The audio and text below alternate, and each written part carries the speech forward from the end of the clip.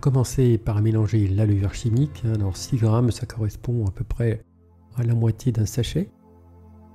Et ensuite, bien mélanger avec la farine.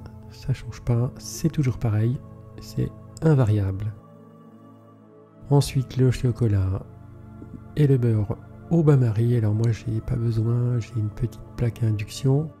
Si vous avez ça, vous n'avez pas besoin de bain-marie. À une puissance de 3 maximum, ça fond tout doucement. Et c'est très bien. Si vous avez du gaz, c'est trop fort, même à feu doux, il faut y aller beaucoup plus lentement. Donc bain-marie obligatoire, ou micro-ondes.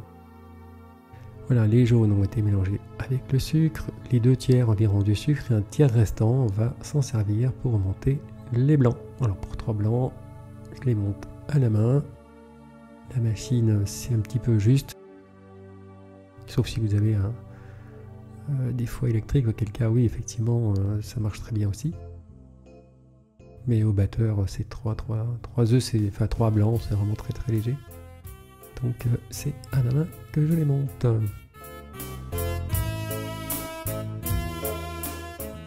Voilà une consistance crème, je ne les fais pas extrêmement ferme, il faut que ça se mélange assez bien. Donc quand c'est bien ferme, ça a tendance à être moins intéressant en fait.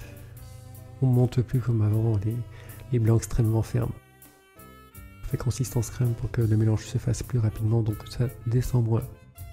Voilà, notre chocolat est bien fondu avec le beurre, plus de grains de chocolat, plus de grains de beurre non plus, tout est fondu. Et on vient mélanger dans notre appareil sucre et jaune.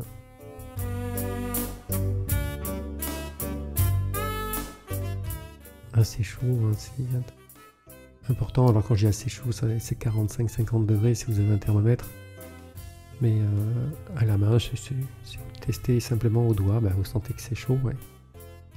Et c'est important d'avoir un appareil un petit peu chaud, puisque ça va éviter au chocolat de bloquer. Voilà, donc la farine après. On mélange le tout, c'est très simple. Il n'y a pas de piège.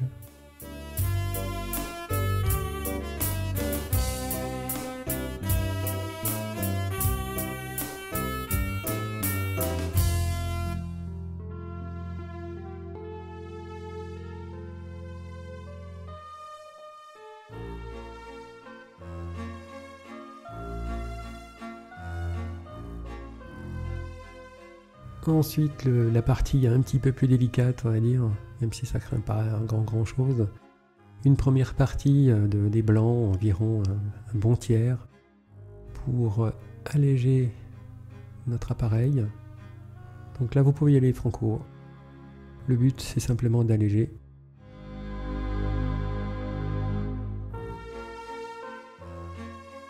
Et ensuite, le reste, et là, vous y allez doucement, tranquillement, en partant du centre vers l'extérieur, tout en tournant votre poule, saladier, etc. Voilà, et vous mélangez jusqu'à ce que tout soit incorporé. Donc allez-y doucement. Alors, je vais racler les bords pour essayer de tout prendre. Et finaliser le mélange.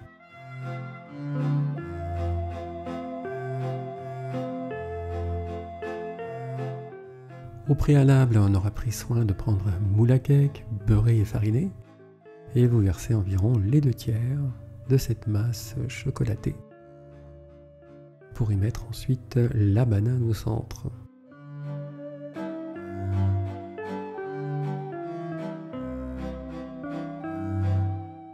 Et ensuite recouvrir avec le reste.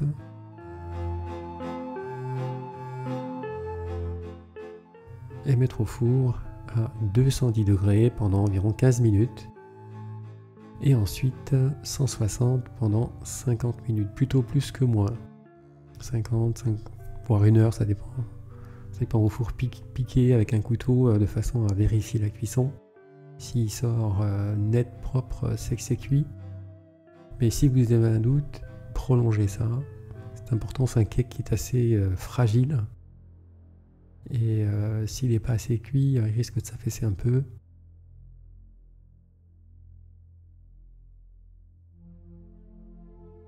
Voilà, une fois terminé, notre choco banane est prêt et c'est un vrai régal.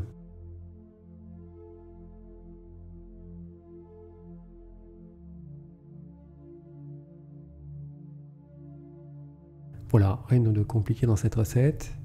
Et je vous souhaite plein de bonnes choses. Vous allez voir, c'est beau et c'est bon. Salut à tous!